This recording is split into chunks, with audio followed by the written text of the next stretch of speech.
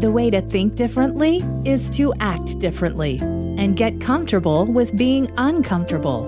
Welcome to the Unlearn Podcast, where host Barry O'Reilly seeks to synthesize the superpowers of extraordinary individuals into actionable strategies you can use to think big, start small, and learn fast, and find your edge with excellence.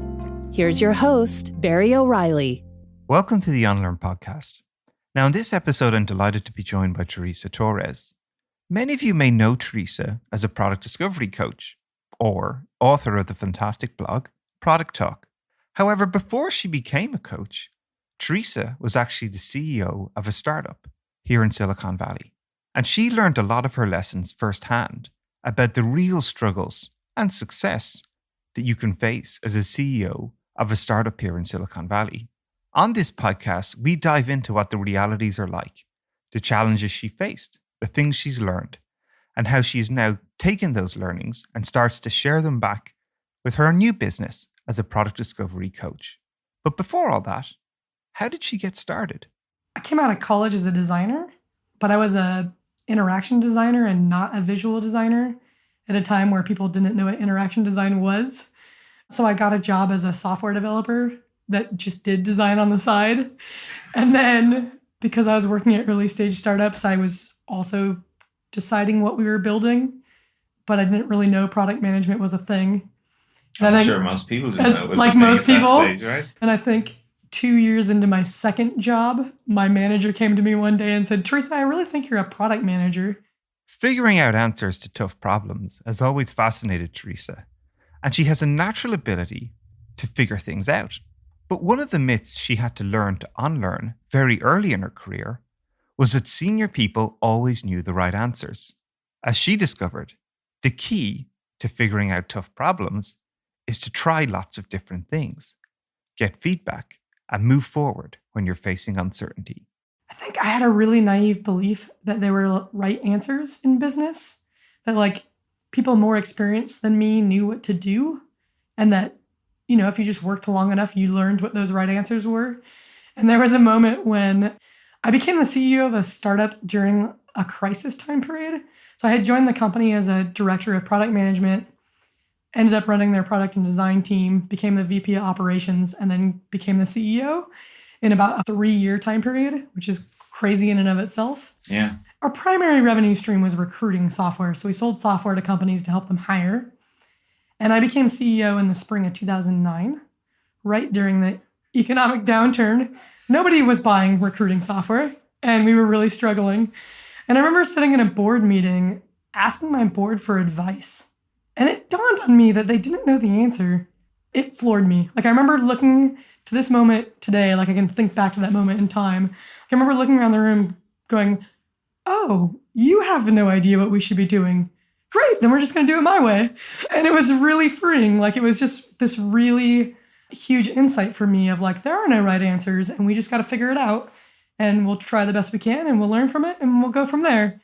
That's really interesting, right? Because so much of conventional wisdom, tuition is, one person telling other people what to do, even in companies, right? Managers telling employees what to do. Mm-hmm. And especially in sort of our time now, where we're working in a very emergent world where complexity is high, technology, innovations change things all the time. People don't know what the next thing is going to be. And really, it's about building systems to help you learn that, which is really what you've started to do in your whole business even today.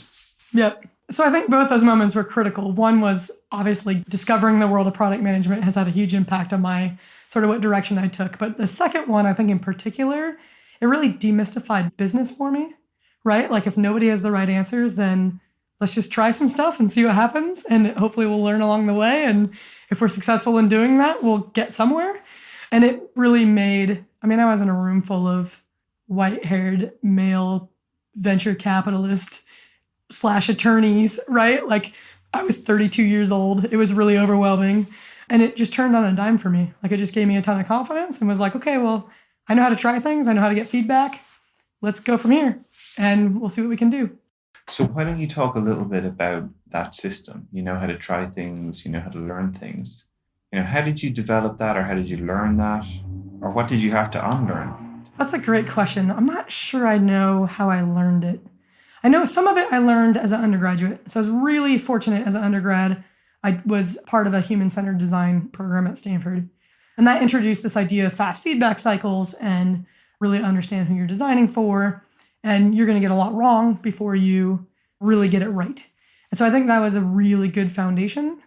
I know plenty of designers that don't apply that broader than design. So I don't think that was 100% of the story.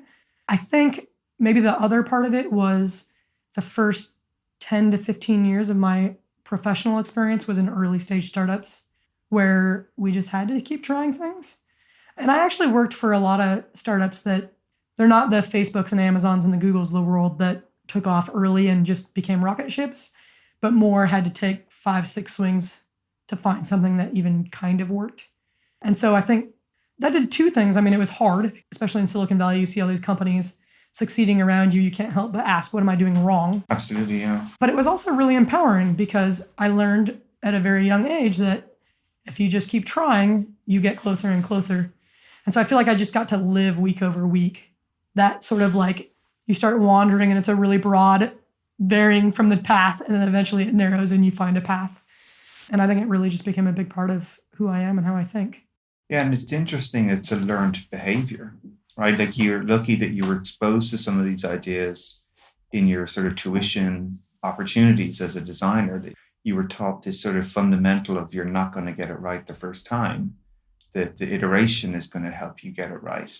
And then as you sort of carry that through into your career, let's be honest, like there's a tiny portion of the world that turn into these sort of massive companies, right? Everybody out there is embracing like the challenge, right? The tough part of what it is to get any sort of success in their business, right? But you're living that and you're applying these same principles and taking a number of tries. And you've instituted this system of learning. So how did you start to know when things were working and not working? What did you put in place to help you make those decisions? So in the product, like in the software product world, what's nice is we get pretty good feedback loops. So a lot of my early work was on web-based products. We made sure we instrumented almost everything. We knew what people clicked on. One of the companies that I worked at was an e-commerce company. We knew if people bought things. It was pretty black or white. I'm actually a big sports fan. It's what I like about sports, right? Like, if you won or you lost. I think there's something really appealing about the software world because it's the closest we see in business to really being able to measure clear outcomes. Someone bought it or they didn't, or they took the click path that you expected or they didn't. And I think a lot of that comes from my background in design and really designing an ideal path and then being able to measure, did people take that path, and understanding conversion rates and where you might be falling apart. The e-commerce company that I worked for was really dependent upon search engine marketing. So we were spending money to acquire customers, which means if our funnel didn't work on the other end, we were losing a lot of money. Right, it's an expensive way. Right? Yeah, and so that was a really great way to learn optimization and fast iterations and keep trying things. And actually, that was in 2004 to 2006. And I remember in 2011 when the Lean Startup came out, I was like, oh man, this book is finally someone's describing like how we've been working. It gave a really nice language toolkit to then be able to bring that to other companies and to talk about, here's the power of this. Yeah, and what I really like about what you're describing here is that it's a deliberate experimentation that you're aiming for, right? You're thinking about outcomes, like what are we trying to achieve and how will we know if we're getting there? And then adapting based on what you're learning, the data you're gathering to show the results you're getting as what you should do, keep doing and do something different. So there's a real system there about what you're trying to do. Yeah, and I think it starts with that outcome focus, which that may be something that's been intuitive to me. Like I don't know where I learned that. And I know like in that e-commerce startup, nobody in that business was thinking that way. And it actually really served me really well. Like I got to do a lot of things at a very young age that there's no way I would have been exposed to because I asked those questions, right? Because I was I wanted to understand the whole business and know how the product decisions I was making were impacting whether our SEM was profitable. I was the 10th employee there 3 weeks after the company was founded. So it was really like a fast-paced lesson in how business works. I mean, I think I've had 2 jobs where I feel like I was paid to get an MBA. I don't have an MBA, but they were equivalent of that. And that was the first of those two. So what was one of those tough moments then, as you were sort of trying to grow into these roles and in these opportunities? Where was a moment for you that you were using things that you thought were going to make you successful, but they didn't? Or you had behaviors that you thought had worked for you previously, but weren't? Yeah, I think on the individual level, it was when I became a CEO. So I think as a product leader and a design leader, I worked at small enough companies that I could be involved. I could hold the whole product in my head. I had the strategy in my head. I had other product managers and designers, but I was working very closely with them. I was responsible for sort of coherence across the product. But as soon as I became a CEO, I was no longer a product and design leader, but I was a product design, sales, account management, finance leader. Hiring manager. I didn't know how to do any of those things. I mean, literally, I didn't know how to do any of those things. I had to have a conversation with our accountant to have her explain to me like revenue and expenses versus like how we think about cash. Like I didn't know. And I remember I met with a sales advisor because I had never ran a sales team before. My dad is in sales and I called him and was like, give me some books. So I read a bunch of books and I remember I met with a sales advisor and he just started to break down sales to me. And it turns out it's a lot like product because with enterprise sales, if you make a certain number of phone calls, some of them convert to demos, and you do a certain number of demos, some of those convert to the next meeting and some of those close, and you can measure each step of the process and then you can optimize it. So I quickly focused on building a sales funnel. But what it meant was I could no longer be involved in all the product decisions and all the design decisions. I couldn't even be involved in all the sales decisions. And it took a long time, probably an embarrassingly long time to make that transition. I probably drove my team nuts. I was definitely the bottleneck. I was definitely the hippo, if you're familiar with that term, the highest paid opinion, where the highest paid opinion wins. It just took a long time to let go and like really trust my team and let them sort of own their own domains. Yeah, it's, I think, one of the toughest transitions for anyone, right, is going from almost like output based, right? Your competency is delivering things and getting stuff done. And then you've got to sort of shift, like instead of you being responsible for delivering things, you've got to be responsible to help other people deliver things. In a really tough context. So I think it was hard for me for a few reasons. I'm very good at getting things done. Oh, I know. I can produce output like nobody's business. And it's very comforting. And then when you're in a really uncertain market, we had two customer bases. One was companies looking to hire, and the other was we ran online communities for university alumni associations. And then we helped employers hire out of those communities. Okay, so now it's the middle of the economic downturn. State budgets have dwindled, endowments have shrank. Universities have no money for this nice to have engaging alumni. Employers have no money to hire. I think we lost 35% of our revenue in a 3-month time span. Wow. And so it was this environment where every decision felt really high stakes, and like just producing things, like generating output felt like progress. But really my job was to think bigger picture and what's the strategy that's going to get us out of this. Well, I tried. I probably spent several months trying to do both, but I got pretty clear feedback from everybody on my team and my board, and the results that we were getting that I could not physically do both.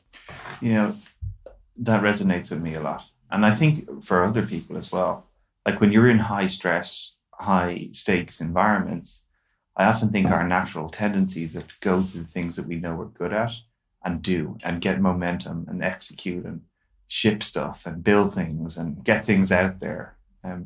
But I imagine, again, in a CEO role, like you can't do the whole company. You can't fix everyone's design. You can't build every piece of software. You can't fix a sales cycle. You've got to sort of shift again to try and create this environment for other people to succeed, but also you're accountable to the success, which is, I imagine, a difficult spot to be. Yeah, we were a small company. I think by the time I became CEO, we were down to about 12 employees. We're doing about $1 million a year in revenue. Not a very interesting startup. But we had a really compelling customer base. Google was our very first customer that bought our recruiting software, right? So a pretty darn good first customer. We had every major university in the United States where we ran their online communities. So the company had a ton of potential. And so it was really about how do we survive this really tough period? Can we survive this really tough period? And I think the part that surprised me is I think I was a good people manager before this. Like I think the product people that worked for me probably liked it, would be my guess. I feel like I tried to balance like getting work done with what are your individual goals. But I think being a CEO really taught me a whole different level. Like I was responsible for keeping this team engaged. And more importantly, I was responsible for their paychecks. And I really felt the weight of that. I think was the catalyst for me learning a new way of working, is that when I tried to do everything myself, my team revolted, right? And in order to keep my team going in the same direction, I had to let go and let them do more. And they were all my friends. By that point, I had recruited most of our employees. They were like my college buddies. It was some really brutal lessons on what not to do, but it's what got me towards, okay, here's a way to get through this. And how did you start to then recognize that? Was it through reflection? Was it looking back on the outcomes you were aiming for and measuring your results to those? Like, what were the moments that sort of helped you also recognize that you're going to be doing some things great, but some areas you want to improve? How did you find the focus or even where to start? Oh, so many areas, so many ways. So I think one, I had two friends in particular that were employees that were very vocal about the things that I was doing wrong. So I got really candid feedback from two engineers in particular that were really unhappy with everything that I did, which was really hard, and especially coming from friends, but was really valuable. I had a board member. It was actually Jeff Magencalda, who was the CEO of Financial Engines. I believe he's now the CEO of Coursera. He was a lifesaver for me. We got together for breakfast once a month during a time that I feel like I didn't have a lot of support. And he had founded Financial Engines at a pretty young age. We were meeting right as they were going through an IPO. He'd been the CEO for 13 years. He was a first-time CEO. And it just helped to have somebody, like, he just was supportive. And really in that moment, that was all I needed. It was a safe place to talk about what's going on, what was I struggling with, how do you do this? I felt comfortable telling him, like, I have no idea how to do this. I remember I got into long distance running while I was the CEO of that company as just sort of like a stress outlet. And I was up in Alaska in Anchorage running my very first marathon. In the morning, like the night before the race, something came up. I don't even remember what, about the business that felt like a crisis. And I remember sitting outside the Marriott in Anchorage on the phone with Jeff and him just like walking me. I think it was like board politics, something to do with like two board members not talking to each other or something like that. And he just very calmly walked me through, like, here's how you navigate that situation. And that was really helpful. Like, he was just a priceless mentor. And then, of course, the results, right? Like, basically, my full-time job was to get out and sell, and I'd never sold before. But I knew that every month we had a certain dollar amount we had to bring in to make payroll. And we had no salespeople left in the company. It was engineers and a designer and me at that point, and our office manager. And what was nice about sales was, again, it's wins and losses, like it's black and white. And so it was a really like harsh reality of, can this work or not? And every day I got feedback on, is it working? And literally, like, it was almost like I had a visual in my head, you know, like the campaign graphics of like raising dollars. It was like, yeah, exactly. It was like in my head of like, are we going to get there this month? And then the next month we started at zero again. It's great to hear as well, though, that you're building this sort of system around yourself, though. You know, you feedback from your team, which is great that you're willing to be open to hear it. Might be tough, but you're listening to it and adapting. Recognizing where there's gaps and you might need help and looking for people who can provide that for you. And then again, but always holding yourself accountable to some things that you're trying to drive, whether it's financial metrics in a sales group or maybe more the qualitative stuff like having an engaged team. And I'm sure you had ways of describing what good looked like for yourself and what you were trying to get to. So how did you then start to figure it out? So what were the sort of small steps you were starting to try to get the outcomes that you wanted? So I think the first piece was our most urgent problem was sales. So I think the first piece was turning it into a product problem, like breaking it down into the sales funnel step by step, really collecting data, what's working, what's not. So if I make 300 phone calls this week, how many demos am I getting? For the number of demos that I'm doing, how many are closing? The advisor that I was working with was able to share, like, here's some benchmark metrics you should be able to expect in a good sales process. And just like I would in a product funnel, I looked at where's my weakest point in the funnel and I started experimenting.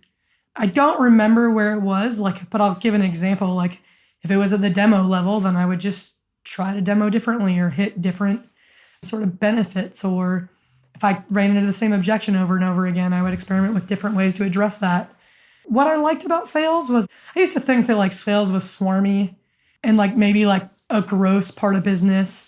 And really, I loved that I got that experience because I think sales and product are exactly the same. Right. And it really allowed me to just deconstruct it and pick one teeny tiny part to solve for. And then once that was no longer my weakest point, move to the next piece. And then on the team side, it really was helping the team see our incremental progress. The other thing that we did was we hit a point where we couldn't cover our payroll. And so we actually asked our employees to sacrifice some of their salary in exchange for equity. And when we did that, I explained to all my employees how preferred shares versus common shares work in a startup, which I think most startup employees don't fully understand. We also opened our books. They had full transparency into our finances so that they could manage their own view of the uncertainty of our company. And it really changed the nature. Like most of my employees acted like owners because they were. And that really helped because it helped me feel like I wasn't in it on my own. And that actually was probably the biggest lesson for me in letting other people help. Because I had felt this like overwhelming personal responsibility of like, I'm the leader, I have to figure it out. And once we hit that point where all the employees had stock options before that, but when you sacrifice salary for equity in a company, it changes everything. You're more like a founder. And I think that's really when we became a team. And it's also where I started to realize like, I need all of these people. I'm like tearing up thinking about it. Yeah, no, it's a powerful story though, right? Like I think, often we talk a lot about transparency in companies or people want to see pay grades, but not necessarily to understand like what's great for the business. They're really comparing themselves with the person next to them. Yeah. Right. And the powerful part of this story that you're sharing is, you're giving people information because they've got to make a real tough decision. Yeah. It's personal to them. Yeah. It's like, do I want to sacrifice some of my very tacit paycheck and take on more risk? And what you're being is even open with them to say, here's all the data to make that decision. Yeah. I also really learned in that. So we didn't just say, like the way that I structured that conversation with everybody was people had 4 options. They could cut their pay by 10% and get a small equity package. They could cut their pay by 35% and get a medium equity package. Or they could cut their pay by 50% and get an even bigger equity package. Or they could choose to walk away and they would get a little bit of severance. And I think at this time we had 16 employees and I had an idea of who I needed and what I could afford. And it turned out exactly how I needed it to happen. All the people that I really needed took the 50% deal.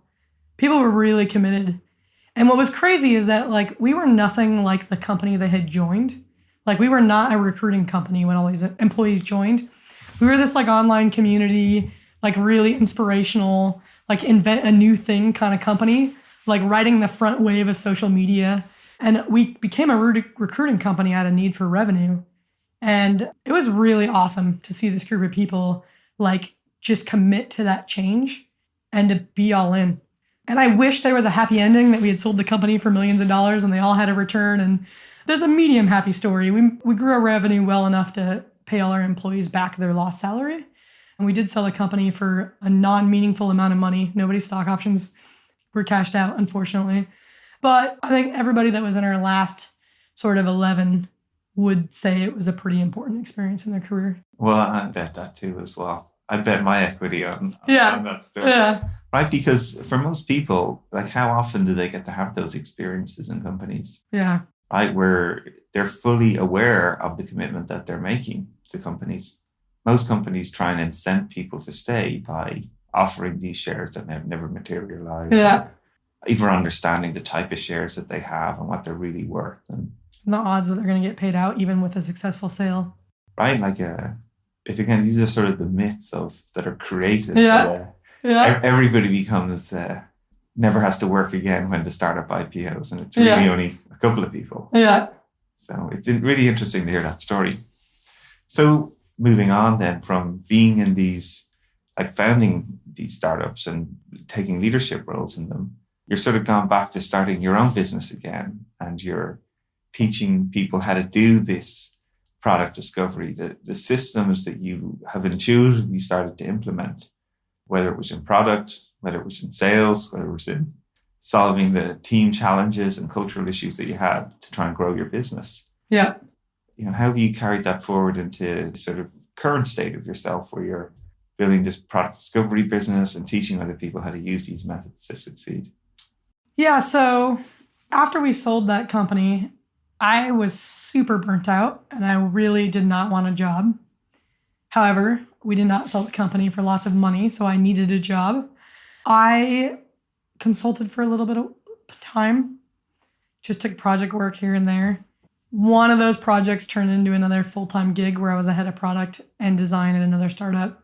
I was only there for 13 months. What I learned in that experience was I was probably done working for other people, which was a good thing to learn. And then that really was the catalyst for, okay, I need to be serious about what am I going to do? And I realized across all the roles that what I loved was developing my team.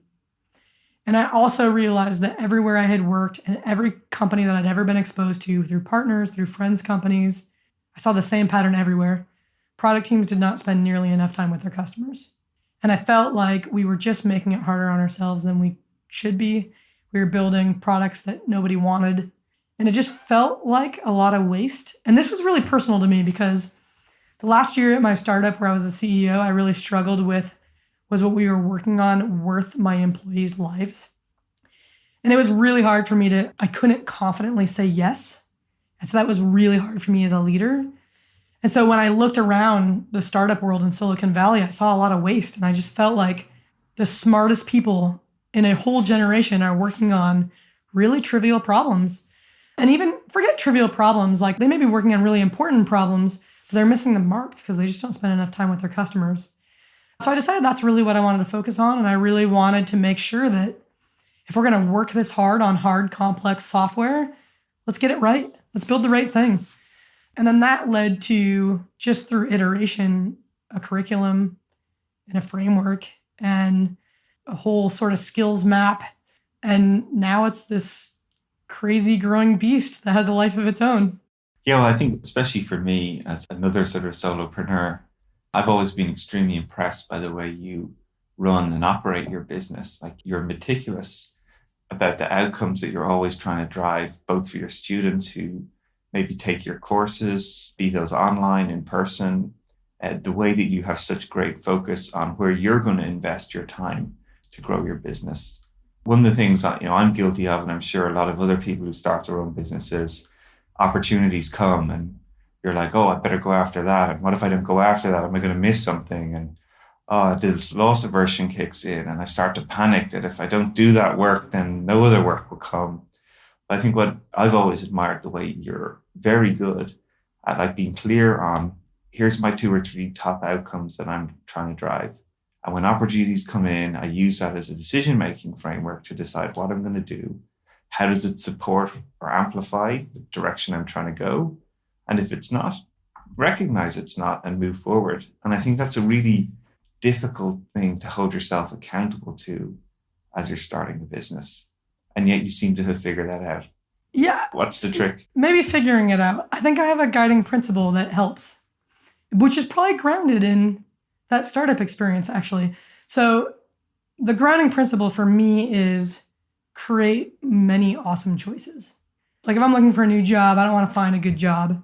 I want to find 3 good jobs and force myself to make a hard decision. Really what this is it's an abundance mindset, right? And I didn't really know that. Like there's sort of this idea of a scarcity mindset versus an abundance mindset. And it's easy to say you should have an abundance mindset. It's really hard to do in practice because everything feels scarce. But I think that challenging CEO startup experience I was the CEO for 2.5 years. I think it was 2.5 years of extreme scarcity. And I think I walked away saying never again. Like I'm never doing this again. And so I think that's what fuels that. Like it really fuels that mantra of like do everything you can to create way more awesome choices than you could possibly do. And so I still get loss aversion, but it's an easier loss aversion because I can't do all 5 of the awesome choices, but no matter what, I'm going to have an awesome choice. Like there's no wrong decision. It probably means I make things harder on myself than they need to be, because like maybe I should just settle for a good option. But I think it's served me really well. I think I am able to do more in a like healthy way, not in a work around the clock way. I think that it's helped me get really clear on what an awesome choice is for me and for my clients, right? Like I don't want to just give my clients a mediocre option. I want to give them 2 awesome choices. And so that's a way that has like made an abundance mindset really tangible for me day to day. So give us an example of how you come up with one of those options. I think optionality in software is a really powerful concept. Applying it in your business is a really powerful concept. What are some of the techniques that you use to sort of help yourself see what those potential options might be? Yeah, so I think it really is like a divergent-convergent, like iterative process. So like when I first started consulting, I didn't know what I wanted to do. So I took any and every project that came my way. And I just asked myself, do you like this or not? And if I liked it, I did more of it. And if I didn't like it, I did less of it, right? And then after a couple of years of doing that, I was like, oh, I really like coaching, and I really like coaching around this specific thing. I'm going to do more of that. And I got to the point where that's all I did. So I still tell people 90% of my consulting work is I coach cross-functional product teams. Oh, in a 12-week engagement, it's very specific. I do, right? And I get asked to do a million other things. Come teach a workshop, come assess our product team, come work on our org structure. I don't do those things. I don't really want to do those things. So I started with like a really broad divergent strategy and then converged on what I thought was the most awesome choice. And that worked for a couple of years. And now I'm hitting a point where I feel I need to diverge again. And so I'm experimenting with what are other ways to get my curriculum out there. So I'm hosting my first public workshop later this week. And I have another coach that's coaching using my curriculum. And I'm working on turning my curriculum into a couple online courses.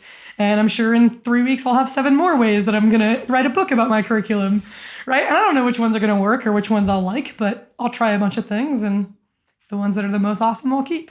Yeah, and I think, again, this is what's really powerful. There's a system to what you're doing. You're not randomly pulling ideas out of anywhere. You're very clear on the outcomes that you want to do work you really enjoy. And you might try lots of different behaviors or pieces of work to see what you like and what you don't like. And you're systematically doing more of what you like and less of what you don't like, and iterating towards really the things that you enjoy the most, which are driving the outcomes that you want. Yeah, and I think this is an important one. So I know a lot of solopreneurs or consultants, they focus on business outcomes, which we should be doing, but they don't focus on personal outcomes. And so for me, I take time at the end of every year in December to do an annual review and then to look forward to the next year. And that's the only time where I focus exclusively on what I need. And really the question I ask myself is, how can I make next year more awesome than last year? And I don't mean financially, I mean from a quality of life standpoint. And that's led to some really big shifts in my business. I used to travel all the time, just like most consultants.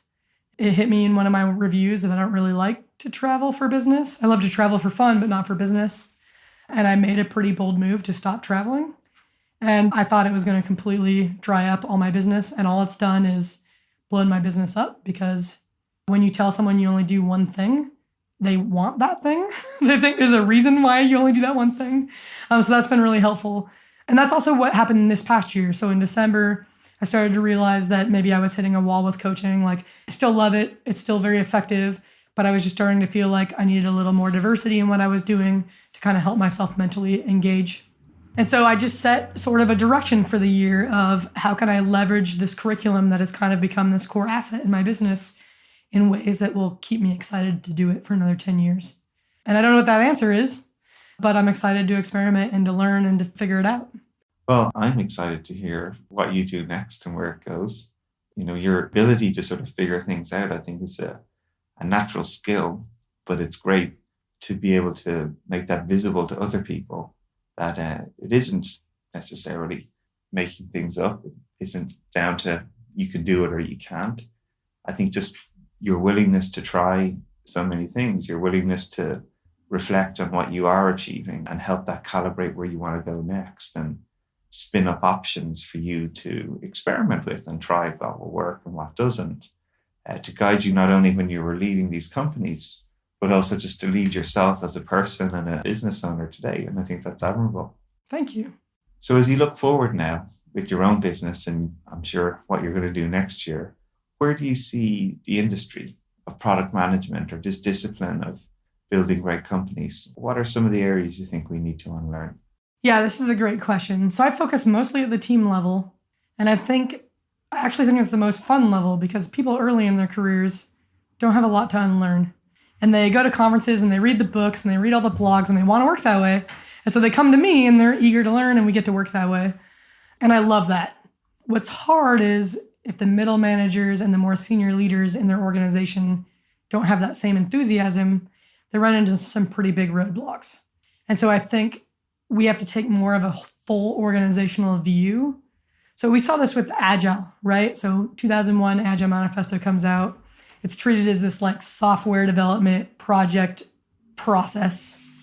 Today, 18 years later, we talk about business agility and Agile across the organization. I think we're going to see the same thing with an experimental mindset, with continuous innovation. I mean, I think these really are just an extension of Agile. I don't think it's anything new, but business is slow to change. And I think we're still at the very beginning of that change. So I'm excited to look at like, what are the pieces that feel fun to me that helps chip away at this big problem of how do we help evolve an organization to be more agile, more iterative, more continuous, and really develop. I mean, Peter Senge talks about learning organizations. And I think we're just starting to understand what does that mean. And I think if we can figure it out, we'd all be a lot happier at work. Well, I absolutely agree. It feels like we're at the end of the beginning. Yeah, exactly. Maybe we're at the end of the beginning. So look, it's been a real pleasure to have you on the show. I think a couple of the big takeaways for me from the conversation today is how you actually have apply and can apply product thinking to all areas of the business. It's not necessarily just about product. You can think about your sales funnel, even the hiring business you run, modeling the system, looking for the outcomes you want at each stage and applying it. Really powerful way and system you can use anywhere. I also love this idea of abundance mindset.